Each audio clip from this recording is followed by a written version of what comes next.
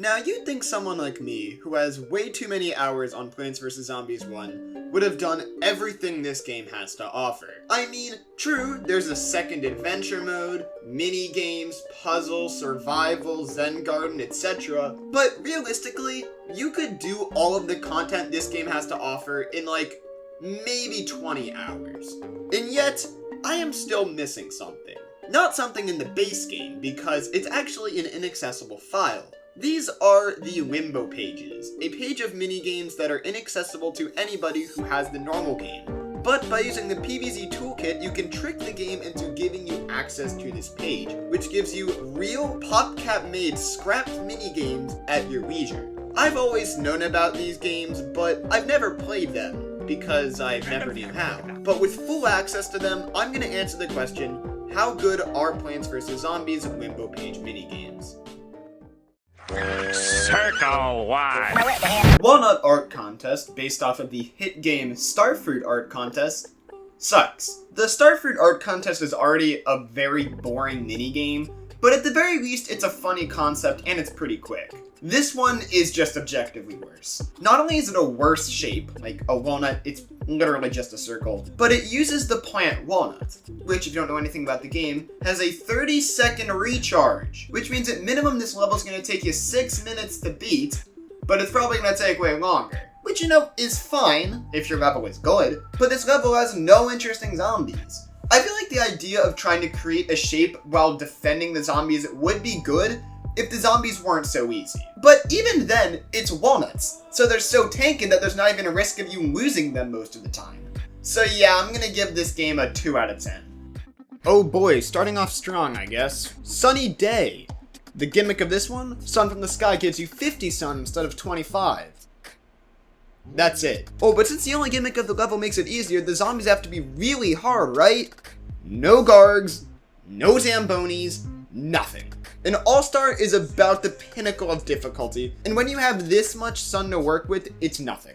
Even worse, this level has 4 whole flags, meaning that you're defending against easy zombies with an easy gimmick for 20 minutes. Yeah, this one gets a 1 out of 10. Really no saving this. Unsodded is the first actually decent minigame that we've seen so far. Now, in levels like 1-2, you're only able to plant your plants in 3 different lanes. But in this level, the zombies can go in all 5, meaning that in the top and bottom lanes, you have to defend against zombies in lanes you can't put your plants in.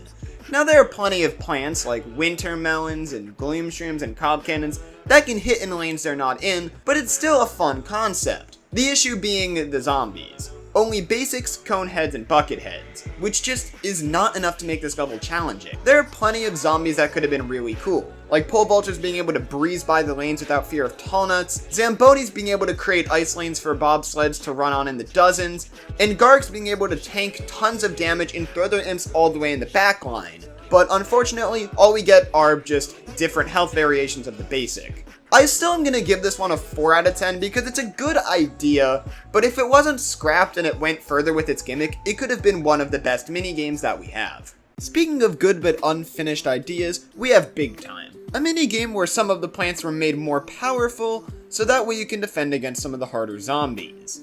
The unfortunate thing is that only 3 of the plants were made more powerful, and they're pretty underwhelming. The walnut was given twice as much health, so it's basically a tall nut. The sunflower now produces 2 sun, so basically a twin sunflower, and the marigold produces 2 coins, so basically a twin marigold. Wait a minute. This minigame could have been a cool idea if it was fully developed, because now you have a lot of really powerful attacking plants, more radius on the insta-kills, but you know, you have to defend against like Giga Gargs, Zambonis, just a bunch of difficult zombies. The issue is that none of the strong plants are really that cool, and the zombies aren't difficult either. So it's basically just Sunny Day, where it's an easier version of the base game. This one I'm gonna give a 4 though, because alike to Unsodded, this could have been a cool game to play, just never got to see that chance. Now, I know I've gone on record saying that the art challenge minigames are pretty bad. I mean, it was just like 2 minutes ago. But of all of them, even including the one in-game, Art Challenge Sunflower is genuinely my favorite. First of all, it requires multiple plants, instead of just being one. This makes the level feel like it has a lot more variety and challenge, while also going quicker because you don't have to worry about recharges as long. Not to mention it's not just a normal shape, it actually has some interesting character to it. While I still think this level is really boring and easy, I would say it's my favorite of the three. So to be fitting, I'll give it a 3 out of 10. Yeah, I know, very high rating.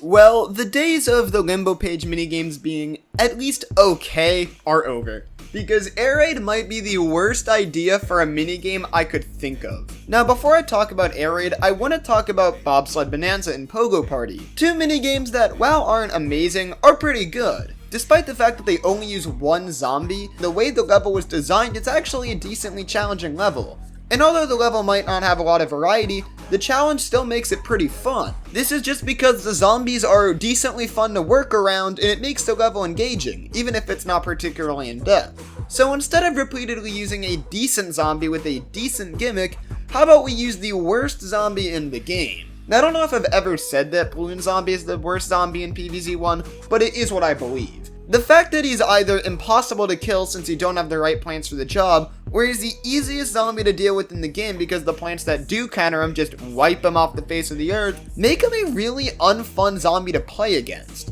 There's very little engagement and it just makes him kind of feel like an extra step instead of actually adding some fun to the level. And as a result, making the entire level just the Balloon Zombie sucks. Now there are several plants that can kill Balloon Zombie, but Blover is really the only one that's worth using. It's the cheapest of any of the insta-kills that can kill it, while also having the most range, the lowest recharge, and getting rid of fog, making it easier to see. So yeah, this level just sucks. Like, really bad. I honestly should have gone back and gave Sunny Day like a 2 or a 3 out of 10, because while that level isn't good, it's not nearly as terrible as this. This is truly a 1. Now, Ice Level is truly a unique spectacle, so before I give my review, I'm just gonna let you see me play it for the first time. Ice Level? Okay, this one has me interested. Wait, what? Huh? Just dropping us right in with... Okay.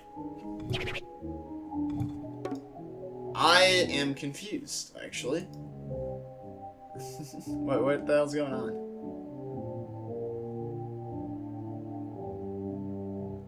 This feels... There's no sun falling from this...